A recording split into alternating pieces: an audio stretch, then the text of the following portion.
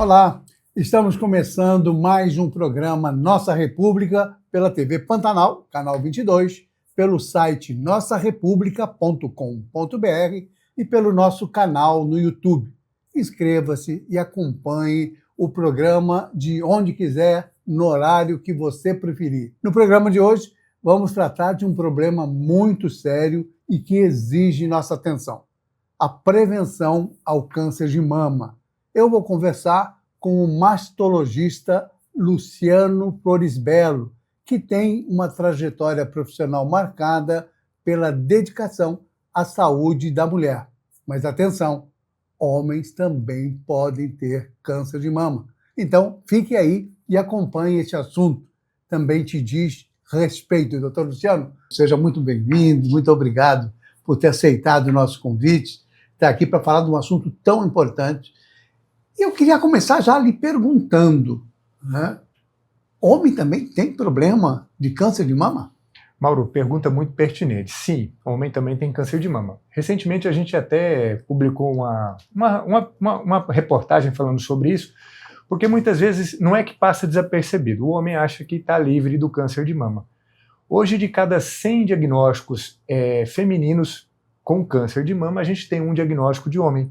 Então, o homem, sim, ele tem câncer de mama da mesma forma que as mulheres. 1%, é uma quantidade menor de casos, mas são tão graves quanto? São tão preocupantes quanto? Mauro, são preocupantes mesmo, da mesma forma, né? Geralmente, o homem ele identifica o câncer de mama da mesma forma que a mulher identifica.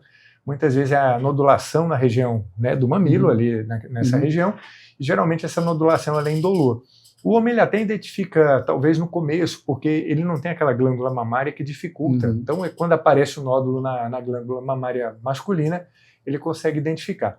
Mas ainda, não só aqui no Mato Grosso como no Brasil, os homens também caem no mesmo problema que as mulheres. Demora em diagnosticar. Provavelmente os homens devem demorar mais, né? Já devem chegar com um estágio mais agravado. Porque o homem, por si só, por temperamento, já é mais descuidado com saúde. Mais ou menos isso, né? Então, o homem acredita que foi uma pancada, que foi algum mosquito, algum animal que mordeu ali, ele vai deixando. E depois que ele vê que não é isso mesmo, passaram-se 6 meses, 8 meses, aí sim, nessa época, o diagnóstico já está numa fase mais tardia, e fica muito mais difícil da gente conseguir tratar e até mesmo curar nessa fase. Deixa eu lhe perguntar uma coisa. A gente tem feito aí há muito tempo as campanhas, né, de conscientização, enfim, todo ano tem um mês dedicado ao combate, à prevenção, né, do câncer de mama.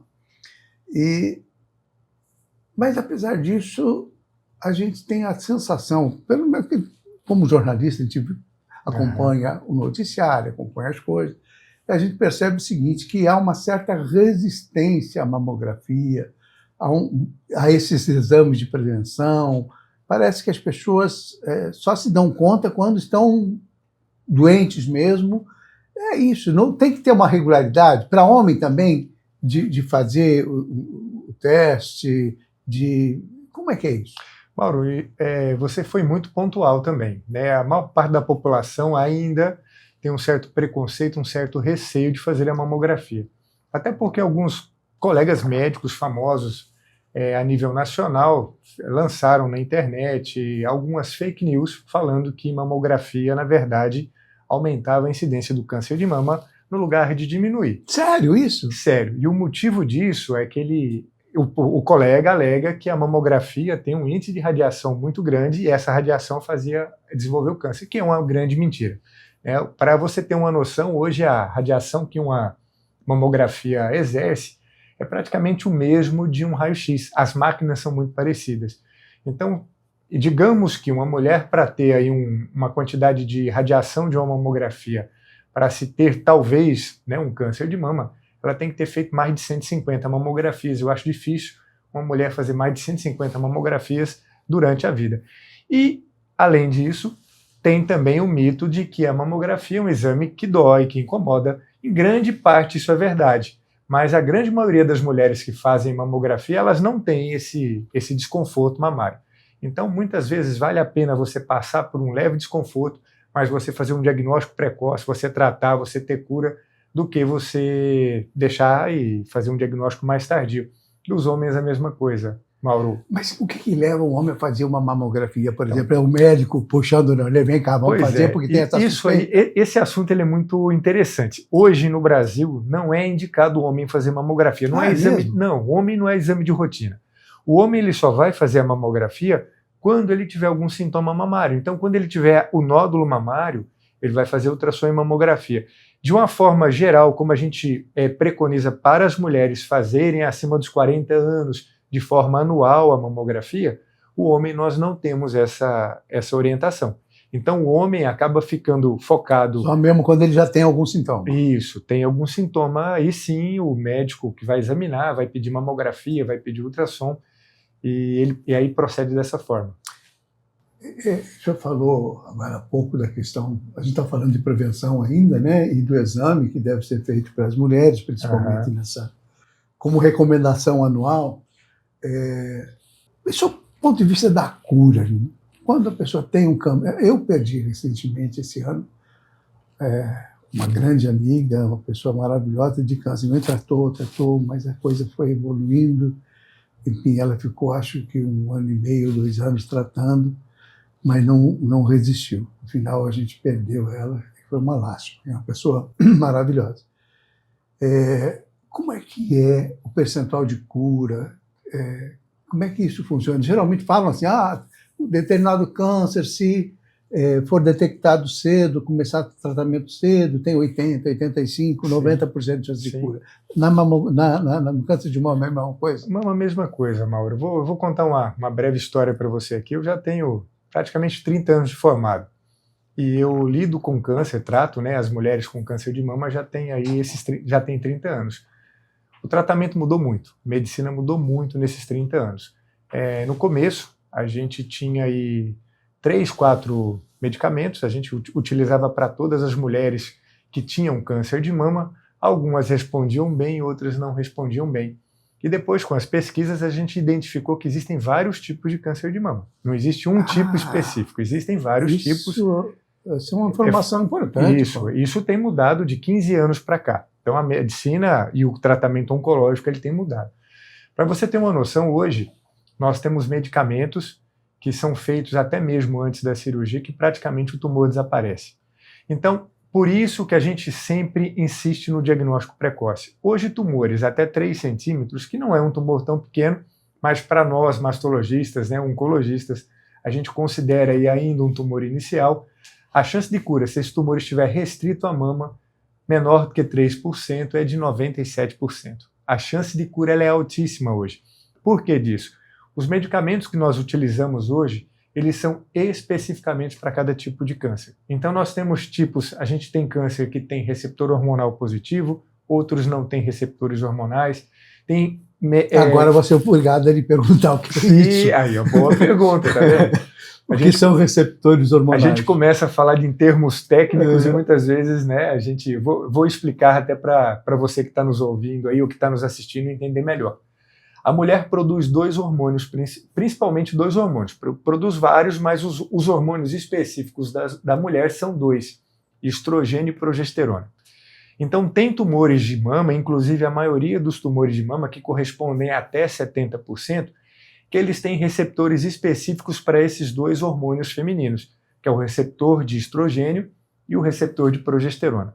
Hoje nós temos medicamentos que bloqueiam justamente esse receptor, ou seja, que a gente bloqueia esse hormônio na mama, fazendo com que o câncer não se alimente com esse hormônio. Digamos que o câncer de mama que tem receptor hormonal positivo, ou seja, receptor de estrogênio e receptor de progesterona, ele alimenta com esse hormônio.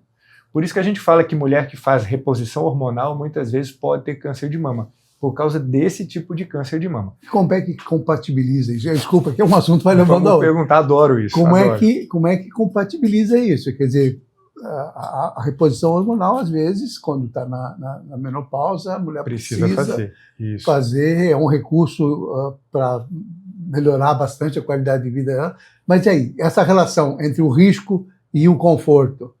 Mauro, essa dúvida em relação a se eu faço ou não faço reposição hormonal, é uma dúvida que todas as mulheres perguntam. Quando ela vai no ginecologista ou quando ela vai no mastologista, ela sempre pergunta. E a resposta é depende. Porque se não são todas as mulheres que entram na menopausa que precisam fazer reposição hormonal. Aquelas mulheres que têm muitos sintomas, que a menopausa realmente ela deixa a mulher muito debilitada, muda totalmente a vida da mulher, e por falta dos hormônios. Tem mulher que sente mais isso. Então, quando você não consegue fazer um controle através de atividade física, boa alimentação, hábitos de vida saudáveis, naturais, nós introduzimos aí as terapias hormonais, né? E eu sou a favor de terapia hormonal. Você, mulher que está assistindo a gente aí, que faz reposição hormonal, não fique preocupada em relação a isso, mas aquela mulher que faz reposição hormonal, ela tem que ter um cuidado maior com a mama, porque ela tem uma chance de 20% maior do que aquelas mulheres na mesma idade que elas estão, que não fazem reposição hormonal. Ou seja, a mulher que faz reposição hormonal tem 20% de chance mais do que a mulher que não faz reposição hormonal. Mas nós compensamos isso da seguinte forma. A reposição por si só não é o único fator de risco para câncer de mama. Obesidade é fator de risco para câncer de mama, sedentarismo é fator de risco, ingestão excessiva de álcool é fator de risco, tabagismo. Então nós podemos compensar isso, aquelas mulheres que estão na menopausa, tendo hábitos de vida mais saudável. Tanto é que as mulheres que fazem reposição hormonal, elas morrem menos de câncer de mama do que aquelas que não fazem reposição hormonal. Justamente porque compensa. Isso aí. Aí eu já ia falar assim, agora o Mauro vai me perguntar o porquê disso. Se a reposição hormonal ela aumenta a chance de câncer de mama, por que as mulheres que fazem reposição hormonal morrem menos de câncer de mama? Justamente por isso. Elas têm uma vida mais saudável. Aquela mulher que procura fazer reposição hormonal, geralmente ela realmente procura qualidade de vida. E tem mais um fator. Essa mulher, por ela saber que ela tem um risco um pouco maior de desenvolver câncer de mama, ela faz exame de rotina com mais frequência. Então, até no lugar de fazer de ano em ano, como a gente recomenda, e quase todas as mulheres fazem, as que fazem reposição hormonal, a gente recomenda fazer de 6 em 6 meses. Quando identifica o câncer, é numa fase muito inicial, e praticamente vai nos 97% aí de cura. De cura. E eu vou lhe perguntar uma outra coisa. Nós vamos continuar falando sobre câncer de mama, esse papo é gostoso, mas eu vou aproveitar para... É verdade que cada vez mulheres mais jovens acabam tendo a menopausa, sofrendo a menopausa com menos idade. É verdade que isso vem acontecendo? Eu tenho lido coisas assim. Eu tenho visto isso também, viu, Mauro? Tem algumas coisas que estão começando a ficar mais precoces. A menopausa, né? A maior parte das mulheres hoje no Brasil e no mundo é por volta dos 50 anos que entram na menopausa, então pode ser 2 para cima, 2 para baixo, a gente não tem muito isso. Mas a gente tem observado, sim, né, mulheres que param de menstruar numa fase mais precoce. E, em contrapartida, também o câncer de mama está cometendo mulheres também cada vez mais jovens. Então, antes era só acima dos 50. Tem alguma causa definida? É a vida moderna? Vida moderna, hábitos de vida. Porque a gente tem, muitas vezes, tem aquela... acha que o câncer ele só comete pessoas que têm histórico familiar de câncer, e não é verdade. O câncer, 85% das vezes, não tem relação nenhuma com a genética. Não é genético, não é hereditário. O genético ele corresponde de 10% a 15% hoje. 85%, na verdade, é como você leva a sua vida. Eu sei que a sua especialidade é saúde da mulher, quer dizer, tem uma dedicação profissional com relação às mulheres. Mas os homens também têm problemas com o hormônio. E bastante. A andropausa, etc. E aí? É uma relação parecida com a das mulheres? Como é que é isso? Trata também? Mauro, trata também. De maneira trata? Trata também. O homem também entra na menopausa. A gente chama de andropausa. A mulher, geralmente, eu falei aqui para você que a mulher geralmente entra nos 50 anos. É a fase que as mulheres elas entram na menopausa. O homem, geralmente, a andropausa do homem é aos 60. Mas a diferença... Quando a gente fala de câncer e de mama, né, a diferença é o tipo de hormônio que o homem produz. A mulher, a gente já falou, ela produz 2 hormônios, o estrogênio e a progesterona. O homem produz um hormônio chamado testosterona. Então é o hormônio que dá vigor, que dá força, que dá disposição. A mesma coisa que o estrógeno faz na mulher, a testosterona faz no homem. E os nossos níveis de testosterona, eles começam a cair por volta dos 40 anos. Então, hoje, fala-se muito também de reposição hormonal para os homens. Também sou a favor, Mauro. Eu vejo assim, só que quando a gente fala de reposição hormonal para homem, ele não tem relação direta com câncer de mama. E quando eu converso com um colega urologista também, que o principal câncer do homem é próstata, as terapias hormonais também, elas não têm relação com câncer de próstata, desde que você faça uma terapia hormonal de uma forma fisiológica. O que é uma terapia hormonal fisiológica? É você manter o seu nível de testosterona dentro daquele padrão de referência que a gente tem no exame de sangue. Você pode ir, no caso do homem, que vai de 300 a 800. Você manter sua testosterona nessa fase aí de 300 a 800 não vai trazer um transtorno físico grande para você. As mulheres, elas apresentam sintomas bem característicos, né? Os calorões, a ansiedade, uma série de situações que são muito incômodas. E quais são os sintomas nos homens, essa deficiência hormonal? Se traz o mesmo desconforto que a menopausa traz às mulheres? Mauro, é isso aí. Na verdade, é muito parecido, né? O homem, geralmente, ele tem indisposição, ele perde muito assim, a disposição do dia a dia, aquela força do dia a dia. Perde também massa muscular, o que a gente chama de sarcopenia, né? Isso é muito evidente após os 50 anos. Por isso que a gente sempre recomenda a atividade física, principalmente musculação. A melhor atividade física que eu falo, depois dos 50, é caminhada e musculação. Você tem que ativar seu músculo, porque senão você começa a perder músculo.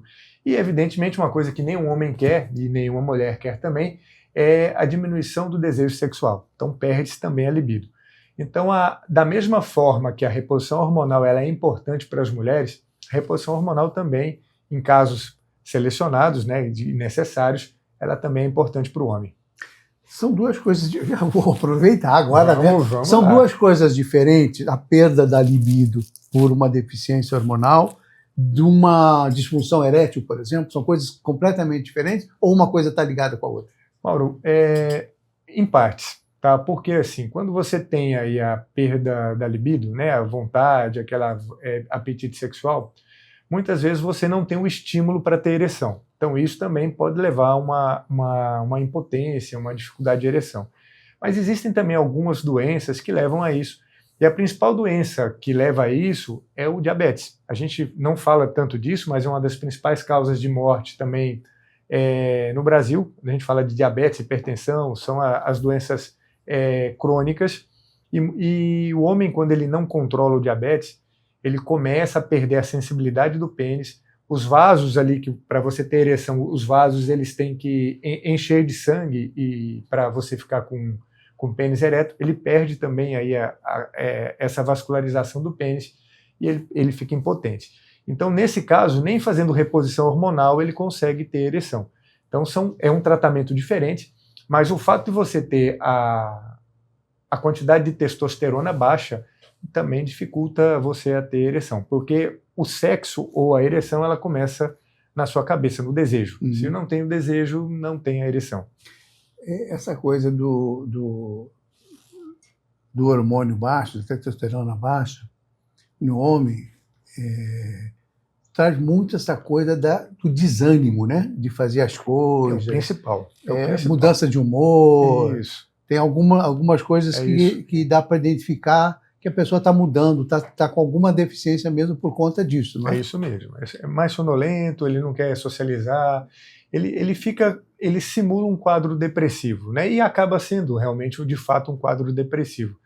Então, as terapias hormonais, nesse caso, ajudam bastante. Mas, vejam bem, não é milagroso. O fato que eu falo isso tanto para homem quanto para mulher, que muitas vezes procuram auxílio médico com a intenção de fazer terapia hormonal, mas se você não mudar seu hábito de vida, a terapia hormonal não vai fazer o efeito que a gente espera, Mauro. Não adianta eu achar que eu vou colocar uma substância para dentro, vou melhorar assim em partes, mas se eu não estiver fazendo atividade física, se eu não tiver uma boa alimentação, pode ser que tenha aí uma melhora de 10, 20%. Eu não tenho a melhora que realmente eu gostaria de ter. Muito bem. Então, prestando atenção aí, né? Homens que estão assistindo, porque esse programa tem um público masculino cativo, porque trata muito de política, de economia, Muito de meio ambiente, desenvolvimento, etc. E a área de saúde, eventualmente, porque eu acho que tem alguns assuntos que a gente não pode se omitir, né? Então, quando fala de saúde, principalmente, né, tem assuntos realmente graves que eu acho que são importantes, têm que ser tratados. Sim. Violência contra a mulher tem que ser tratada em todos os locais, em todos os perfis de programa, porque as pessoas precisam tomar consciência, né? E é a mesma coisa em relação à saúde.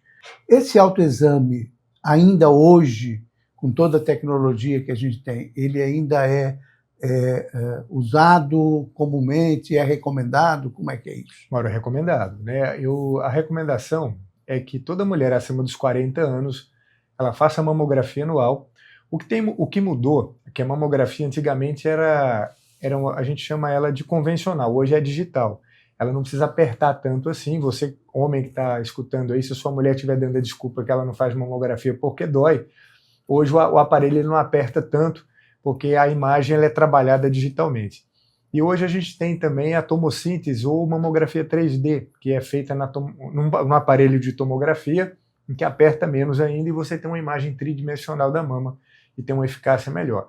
Mas hoje a gente tem ressonância de mama, tem ultrassom, nós temos assim várias tecnologias. Isso tudo está disponível aqui em Cuiabá, aqui em Mato Grosso? Temos tudo que tem de mais moderno no Brasil, nós temos aqui. Mas tem que ser uma clínica especializada ou qualquer hospital tem Mauro, isso? A gente ainda é pontual. Em alguns lugares tem, outros não. Certo. Nós temos duas realidades no Brasil. Se você lida muito com políticas, né, assiste o seu programa também, gosto muito, e a gente percebe que quando a gente fala de SUS é uma realidade, quando a gente fala de medicina privada ela é diferente, inclusive de tecnologia, de você ter acesso a algumas coisas.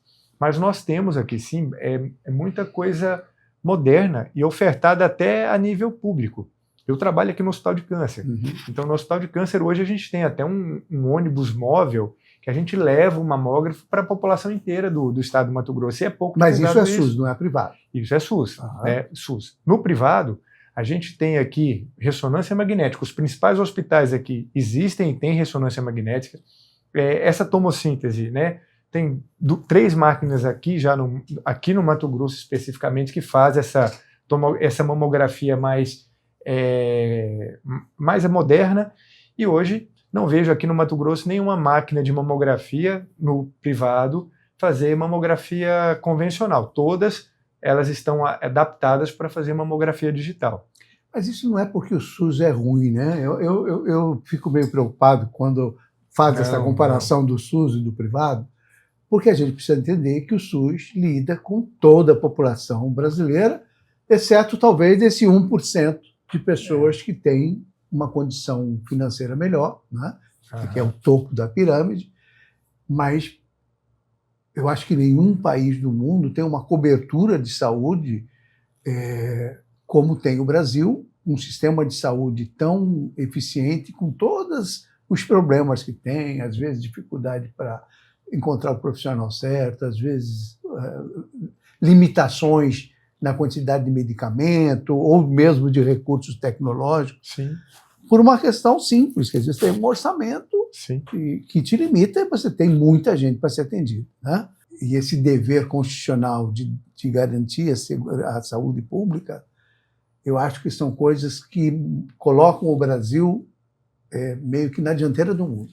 Você tem um sistema público na Inglaterra, mas nos Estados Unidos você paga por tudo. Sim. Ou você morre. Sim. Sim. Né? Se não pagar, o problema é seu. Se não tem dinheiro, o problema é seu. Né? É diferente do que acontece aqui no Brasil. Nós estamos falando de um país capitalista, não tem nada a ver com ideologia, viu? Para a gente não fazer confusão, não é verdade? Ora, é isso aí. Você resumiu muito bem aí. O problema maior do SUS é o falar a boca do funil. É o tamanho dele. Né? A gente tem uma entrada muito grande e a gente tem um gargalo muito pequeno aqui embaixo. E hoje, mais de 90% da população ela depende do SUS. Então, a dificuldade maior é essa. E você soma tudo isso, né, do dinheiro, que não é barato você manter isso, o tamanho que é o nosso país, as diferenças regionais que existem, e isso faz uma total diferença. A gente está falando aqui e isso faz a diferença no diagnóstico também. A gente está falando aqui de diagnóstico estadiamento 1, que cura 95% 97%, a maior parte dos diagnósticos de câncer de mama no Brasil, ou seja, 53% está na fase 3 e 4. São diagnósticos extremamente avançados. Por conta da demora do exame, do resultado. Do conjunto de tudo isso. Né, do conjunto de tudo isso. A demora, às vezes a dificuldade de estar passando por causa dessa demanda muito grande, uma demanda reprimida. Então, assim, a gente faz, e o Brasil é admirável mesmo. Não existe nenhum país no mundo que tem o nosso sistema de saúde, em que o SUS ele contempla você em qualquer tipo de doença que você precisa, ele está ali para te contemplar.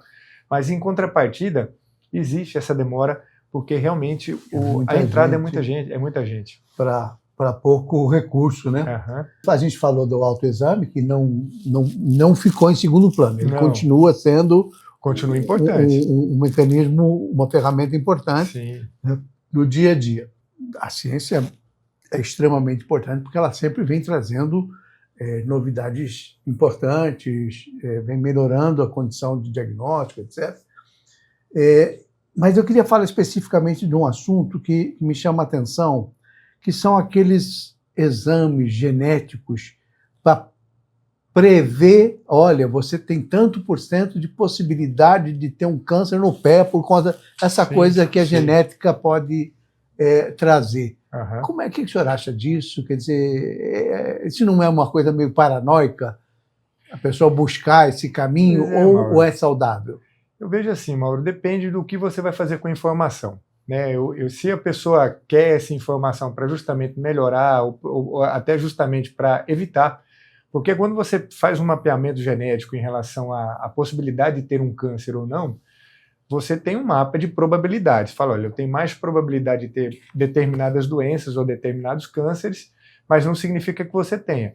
O que vai juntar isso? Além de você ter já um fator genético, o seu estilo de vida. Então, se você for fazer um mapeamento genético só pelo fato de querer saber se você vai ter futuramente... porque o pai teve, ou a mãe teve, ou alguém da família teve, então dá essa loucurada de querer saber. São duas perguntas que você tem que fazer. Eu acho legal. Eu fiz um mapeamento meu, porque eu quis saber e tomo medidas para prevenir determinadas doenças que eu tenho uma predisposição maior. Não significa que eu terei, mas eu já sei, eu sabendo disso, eu consigo ter um tipo de alimentação, atividade física para prevenir.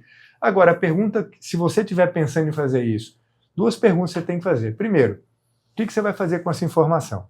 Então, não adianta você ir lá fazer um teste genético, pegar esse teste e falar assim, tudo bem, então eu não vou fazer nada. Então, a primeira coisa é isso.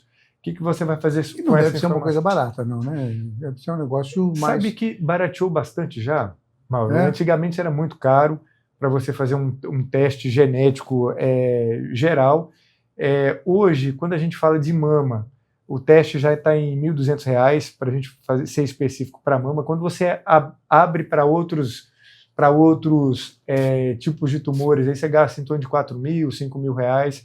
Então, assim, eu não acho que seja uma coisa... para prevenir a saúde. Justamente. Né? Quem tem condições, mas também é uma coisa ainda restrita. Não, é para pouca gente. A uma camada da população mais privilegiada. Isso, para pouca gente. Hoje, até o teste genético no SUS hoje é difícil de fazer. Então, assim, eu tenho, às vezes, um histórico familiar, ele ainda não está totalmente preconizado num sistema único, ele demora Mas um pouquinho. Mas em alguns lugares se consegue, né? Eu já ouvi falar, por exemplo... Em São Paulo, Rio de Janeiro, tem alguns hospitais específicos. Goiânia, parece, tem também uma coisa assim, enfim. Isso. Essa coisa vai se encaixando, vai crescendo, né? Sim. Tem um levantamento aqui do Ministério da Saúde que mostra que os casos de câncer em adultos jovens, de até 50 anos, eu já não sou mais tão jovem assim, né? Aumentaram 284% entre 2013 e 2024, essa década. Isso detectado no SUS. O que leva a isso? De novo a vida moderna? A vida moderna, Mauro. A gente fala, eu vou falar uma frase do meu avô, tá? Eu falo assim, velho é quem é 10 anos mais velho do que eu e quem é 10 anos mais novo é jovem. Então, como eu estou aí nos meus 50 e pouco, 51 para mim tá jovem, tá na flor da idade. Mas a gente volta a falar sobre hábito de vida, Mauro, tudo gira em torno disso. Pega uma foto da nossa família, dos seus avós, dos seus bisavós, e vê a quantidade de obesos que tinham nessa foto. Hoje você pega uma foto moderna, você vai pegar nós aqui, junta 10 pessoas e a gente vai ver o sobrepeso, como é que está. E tem vários motivos para isso, né? Naquela época não existia fast food, não existia comida industrializada, você tinha que produzir e comer e você tinha que fazer atividade física. Hoje, cada vez mais, a modernidade, você movimenta menos, você gasta menos energia e você come coisas mais calóricas que fazem essa conta não fechar. Então, volto a dizer, câncer tem muito a ver com o tipo de vida que você tem. Isso serve para homem e serve para mulher. Eu queria saber o seguinte, hoje, a partir de que idade o homem, a mulher precisam parar, botar um pé no freio e a partir daqui eu tenho que me cuidar porque senão é ladeira abaixo? Bem, Mauro, é lógico que nós somos igual um carro, né? Quanto mais jovem, mais novo, evidentemente, menor a chance de você ter aí vai ter que fazer um reparo, trocar uma peça, e geralmente é depois dos 40 anos. Né? O ser humano, homem e mulher, ele tem aquela fase de crescimento, evolução, depois tem um platô, o seu organismo ele mantém de uma determinada forma até uma determinada idade, depois dos 40 anos a gente começa a perder a parte hormonal, começa a perder massa muscular, começa a perder cognição. É aquela fase que você que gosta de jogar bola, é aquela fase que você fala assim, vou parar de jogar bola. Toda vez que você vai jogar bola, você machuca. Você fala assim, não, chega, já deu, não é mais para mim. É o seu corpo mostrando para você que já não tem a mesma recuperação que tinha antes. Então, uma lesão, quando você tinha 20 anos de idade, que em 3, 4 dias você já estava de novo jogando bola, e a mesma lesão com 40 anos, você demora 3, 4 semanas, então isso já está mostrando que a sua recuperação, o seu reparo celular já não é o mesmo. Então, depois dos 40 anos, Mauro. Para o homem, quando a gente fala para o homem, é por causa do câncer de próstata, é preconizado a fazer o exame de próstata após os 50 anos. Se tem histórico familiar, começa um pouquinho antes. Mas se não tem histórico familiar, os 50 anos começa a fazer o exame. Tem diferença? Vou aproveitar essa coisa do exame de sangue para a próstata, né? Uhum. Exame de sangue e toque, o que é mais eficiente? Eu vejo assim, Mauro, o toque ainda ele é fundamental. A gente meio preconceituoso, o homem fica meio preconceituoso com isso, né? A gente sempre quando fala disso, cara, não vou, que já faço o exame de sangue. Tem gente que faz piada disso, está tudo certo, né? Leva no bom humor, vai ver mesmo, aí é uma forma de, inclusive, de tentar melhorar essa coisa, mas é por puro preconceito mesmo, né? Até nós médicos, o médico que a gente mais tira sarro é justamente o urologista, que mexe com essa parte da próstata e tudo mais. Mas tem diferença. O exame ainda ele é importante, tá? Então, você, homem acima dos 50 anos, não tenha pudor, não tenha vergonha em relação a isso, faça sim, isso pode salvar a sua vida. O PSA ajuda bastante, que é o de sangue. E o PSA, quando ele está alterado, quando ele está um pouco mais acima, acaba fazendo também aí o exame da próstata. Mas tem algumas vezes ele pode dar aí um falso negativo. Por exemplo, para você fazer o exame da próstata, você tem que ficar aí 2, 3 dias sem masturbação ou sem atividade sexual. Às vezes o homem ele não se atenta a isso, ele vai lá e faz o exame e pode ser que o PSA esteja baixo e não esteja. E um outro exame que é feito, é a ultrassonografia. Então, o ultrassom também dá para ver se a próstata está aumentada, se tem nódulo na próstata, mas nada ainda substitui o exame clínico. Fica aí um recado importante, né? Fica a dica. Quem se preocupa com a saúde tem que superar essas coisas, justamente, né? Justamente. Mas é cultural, né? É um negócio difícil. Claro, é cultural. E nós latinos parece que é pior um pouquinho, né? A gente tem essa coisa ainda de machismo. Tem mudado. Eu tenho percebido que os homens têm procurado mais. Antigamente era quase impossível você convencer um homem que ele tinha que fazer o exame de próstata. Hoje não, hoje acaba sendo um pouco mais ameno. Né? Mulher ainda é mais fácil, mas... Esses avanços tecnológicos que o senhor registrou aqui, eles ajudam bastante no diagnóstico e também no tratamento? Essa é uma questão. E a outra questão é a seguinte, que a gente estava falando do SUS e da rede pública. A rede pública oferece, do ponto de vista do resultado, sim, obviamente, ainda que não tenha os mesmos equipamentos, a mesma qualidade de resultado da rede privada, no sentido de do diagnóstico e do tratamento? Mauro, E o senhor pode falar, porque o senhor trabalha no Hospital do Câncer, que eu tem... trabalho nos dois, né? Nos eu dois. posso dizer isso aí para você. A qualidade do exame ele é fundamental. O mastologista, que é o médico que trata o câncer de mama, ele é praticamente 100% dependente de exame. Então, se você fizer um exame mal feito, tiver um laudo mal feito, evidentemente pode passar desapercebido um câncer de mama, ou quando você faz um laudo ali falando que pode ser um câncer e não é, você acaba submetendo essa paciente a uma biópsia, a uma cirurgia que muitas vezes não tinha necessidade. A gente percebe, Mauro, aí eu já acho que não é, para mim é a mesma coisa, tá? Quando a gente fala de SUS e quando a gente fala de privado. Nós temos... Sob a ótica do médico, né? Isso, porque assim, às vezes a gente vê mais isso no SUS porque a gente volta de novo ao volume. Então, se você tem um volume maior, você tem uma notificação maior de erro, de exame ruim, porque o problema hoje, eu não vejo nem SUS e privado. Eu vejo a qualidade na formação médica. Então, eu vejo que muitas vezes a gente está tendo uma qualidade ruim e muitas vezes o médico faz aí um curso de uma semana de fazer ultrassom e compra um aparelho ruim, que está começando a vida, no lugar de você pegar um aparelho. Hoje, isso acontece na saúde privada também pelo seguinte, o convênio ele te paga o mesmo valor, se o seu ultrassom que você comprou, você pagou R$200 mil, ou se você pagou R$15 mil, o valor que o convênio te paga é o mesmo para você fazer o exame. Então, muitas vezes até desanima o colega ou a instituição investir num aparelho, sendo que aquele de 15 mil ele recebe a mesma coisa. Só que a qualidade é totalmente diferente. Aí você pega hospitais... Aí junta com a inexperiência do médico... Junta tudo, dá um resultado ruim. Aí você pega hospitais que não prezam qualidade, tanto público quanto privado, você vai ter resultado ruim, tanto público quanto privado. E quando você pega hospitais que prezam pela qualidade, independente de o que ganham ou não, e graças a Deus eu trabalho em hospitais que são dessa forma aqui no Mato Grosso, você tem uma qualidade no exame, você tem uma qualidade técnica da pessoa que faz, independente se é SUS ou privado. Então hoje a gente tem pessoas boas, exames bons no SUS, e a gente tem pessoas boas e exames bons no privado, como a gente também tem ruim nos dois. Existe alguma barreira ainda hoje que limitam ou que fazem com que as mulheres deixem de cuidar das mamas, algum tipo de preconceito, ou de, vai ter um homem mexendo nos meus peitos, esse tipo de situação? Pois é, Mauro, ainda tem. Por incrível que pareça, ainda tem.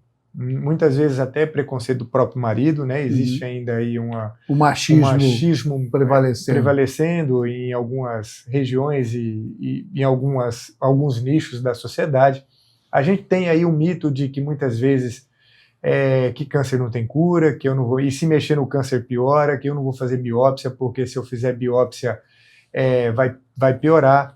O medo muitas vezes de cair o cabelo ou de ficar sem a mama, a mulher prefere não fazer o tratamento por causa disso, é um mito também. Hoje é muito difícil ter que retirar a mama, fazer a mastectomia. Hoje nós temos... A mastectomia é um último recurso, é uma última situação, já é numa condição bem adiantada da doença? Mauro, quando a gente pensa em fazer mastectomia, são tumores avançados que não responderam à quimioterapia. Quando a gente tem um tumor muito avançado de mama, a gente não começa o tratamento, para você entender um pouquinho, a gente não começa o tratamento com a cirurgia. A gente começa o tratamento com a quimioterapia. E essa quimioterapia, na grande maioria das vezes, diminui o tumor em tumores pequenos ou até imperceptíveis. E na verdade, quando isso acontece, basta você tirar aquela região onde o tumor está. Então não há necessidade de tirar a mama toda. Hoje, quando tira a mama toda, ou é um tumor avançado que não está respondendo bem à quimioterapia, ou é aquela mulher que tem a mama muito pequena e que você, mesmo sendo um tumor pequeno, praticamente o tumor é a mama. Proporcionalmente. Mas fora isso, não. Hoje a gente sempre opta por fazer um tratamento cada vez mais conservador, ou seja, tirando menos tecido mamário, trazendo um resultado oncológico muito bom e trazendo um resultado estético também satisfatório. Porque esse deve ser um grande problema para a mulher, Mauro, né? A questão estética, a questão sexual. Porque, assim, o seio é uma coisa muito... Não só porque amamenta, mas também porque é um fator de sensualidade da mulher, etc. É isso aí. Isso deve ser extremamente doloroso. Para você, homem, entender o que o seio significa para a mulher, é a mesma coisa de você ir no médico, o médico vai falar que você tem um câncer de pênis e falar que vai ter que amputar seu pênis. Fala assim, olha, infelizmente você tem um câncer de pênis e a gente vai ter que amputar. A sexualidade da mulher está na mama. A sexualidade da mulher não está na vulva. A mulher, ela não se importa tanto quando você fala que tem que fazer uma cirurgia, que tem que retirar ali parte da vulva, ela não se importa tanto. Ela vai se importar com a mama, porque realmente a sexualidade, o empoderamento da mulher está ali na mama. Então ela é uma preocupação. E é um símbolo da mulher, É o né? símbolo da mulher. 3 perguntas que a gente sempre escuta quando você faz um diagnóstico de câncer de mama. Primeiro, ela quer saber se ela vai morrer. É a primeira coisa que passa na cabeça, qual é a gravidade, que ponto está o tumor, e se tem cura, e se ela vai morrer ou não. Depois que você soluciona isso, a gente como médico responde isso, ela tem outras 2 que é justamente essa sequência. Se vai cair o cabelo, se vai ficar sem a mama. Então é sempre, não existe uma mulher que não tem um diagnóstico de câncer de mama, que não tem essas, pelo menos essas Provavelmente 3. vai cair o cabelo, que não é nada grave, porque o cabelo cresce de novo. Justamente. Mas a mama, sim, a mama já é uma coisa mais... Né?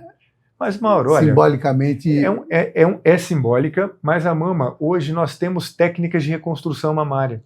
Hoje mesmo aquela mulher que tem indicação de retirar a mama, fazer a mastectomia, hoje você pode colocar uma prótese, você pode colocar, tirar gordura de determinado local do corpo e injetar ali na mama para dar volume.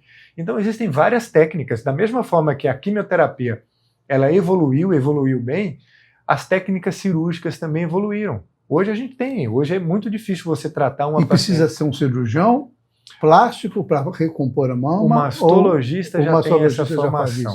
O mastologista já tem. Olha que interessante, já tem essa formação. Para você ver como muda, Mauro, há 15 então você vai usar silicone, gordura, o que for. Tem... Hoje faz parte da formação do mastologista a oncoplastia. É muito difícil você ter hoje um mastologista que ele não domina a técnica de cirurgia plástica para mama. Olha que interessante. É muito bom. Não sabia disso. A desinformação ainda atrapalha muito a consciência sobre os cuidados que precisa ter, os cuidados anteriores a um diagnóstico e mesmo aos cuidados posteriores? Atrapalha. Por isso que é importante você que está nos ouvindo aí, que está nos assistindo, você procurar sempre fonte segura. Porque a pior coisa não é a informação, a pior coisa é a desinformação. Que você começa a acreditar aquela fake news que você acabou de ver. E tem muito, né? Então tem muita como coisa. Como é que resolve isso na área médica? A internet é uma praga, sob o ponto de vista. Para disseminar coisa que não presta, coisa tá ruim tem demais. O que eu percebo hoje, Mauro, hoje nós estamos na era da inteligência artificial. E vários hoje ferramentas, elas podem te ajudar. A inteligência artificial, ela te responde de uma forma mais correta. É muito melhor você abrir um Gemini, um GPT da vida e fazer uma pergunta específica para ele. Vai responder com mais segurança, porque ele vai trazer fonte com mais correção. Mais correção do que você abrir aí um Google da vida, jogar um assunto, e ele vai trazer um monte de pessoas ali que não tem um embasamento científico. Então, assim, primeiro, procurar fonte segura. Segundo... Mas nada substitui o médico. Não, né? Aí que tá, isso que eu ia falar. Quando você tem alguma dúvida, quando você quer realmente saber sobre um determinado assunto, procure um especialista. Por exemplo, eu entendo de mama, eu entendo de câncer de mama. Se você precisar, é lógico, passe comigo, passe com o mastologista para solucionar a sua dúvida. Mas eu não entendo nada, vou falar mais uma vez de carro. Eu não entendo nada de carro. Então, se eu quero saber alguma coisa de carro, eu vou procurar alguém que entenda, eu vou procurar um mecânico. Então, quando a gente quer ter realmente informação segura sobre determinado assunto, procurar realmente quem domina aquele assunto. Então é isso que eu faço, Mauro. Procuro quem domina o assunto para a gente estar aprendendo sobre determinados assuntos. Certo. Doutor Luciano, infelizmente o nosso tempo acabou. A conversa ia longe ainda, com certeza, mas com certeza também a gente vai ter oportunidade de voltar a conversar sobre essas questões que são tão relevantes para as mulheres, para os homens, para a saúde, né, das pessoas, e acho que é uma conversa que vale a pena, viu? Mauro, e gosto muito da sua didática, da forma como trata o assunto, né, é de quem entende mesmo e quem sabe se comunicar, viu? Porque às vezes o médico sabe muito, mas não se comunica, é ruim, né? É ruim. É ruim. Então, quando sabe se comunicar, como sabe dar aula, que tem didática, fica muito mais fácil. O programa foi muito bom, né? Acho que foi um programa importante nesse sentido. Agradeço muitíssimo aí a sua participação aqui no Nossa República. Mauro, eu que agradeço mais uma vez. É a segunda vez que eu participo com você. O ano passado eu participei também, mas participei online. A gente estava falando sobre isso. Mas eu vou dar o crédito a você, né? Que o que faz o entrevistador trazer informações pertinentes, né? O que faz o entrevistado trazer informações pertinentes é o entrevistador. E você é fantástico. Perguntas muito pontuais, assertivas. Eu tenho certeza que quem escutou a gente aí vai ter aprendido alguma coisa aqui com o nosso bate-papo. Obrigadíssimo. Nossa República vai ficando por aqui. Até a próxima semana com uma outra entrevista tão importante quanto esta do Dr. Luciano Florisberto. Um abraço a todos e conto sempre com a sua audiência.